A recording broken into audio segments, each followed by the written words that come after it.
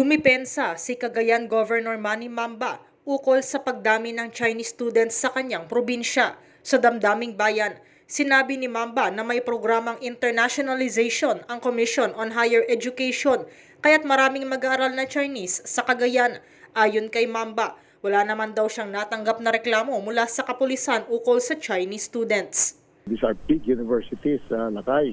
Yung St. Louis University, yung St. Paul University, the University of Cagayan Valley, and the Cagayan State University. And may mga programa silang ganito. At the last time na nagtanong ako tungkol sa mga foreign students noong November, nagpakuha ako sa CHED ng data, ang meron lang is St. Paul University, about 403 na foreign students. Oh, dami. Ha? 400. Na foreign students. St. Louis lang yan, ha? Okay. No, pero ito foreign students na to iba-iba ito. Hindi naman po lahat Chinese. May mga, no. Depensa pa ni Mamba, hindi lang naman daw sa Cagayan may Chinese students kundi maging sa Ilocos Norte, Pampanga, Cebu at sa Metro Manila.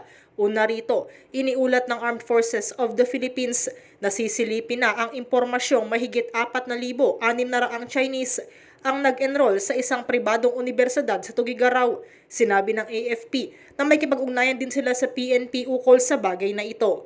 Para sa MBC TV Network News, ito si Nicole Lopez. Sama-sama tayo, Pilipino.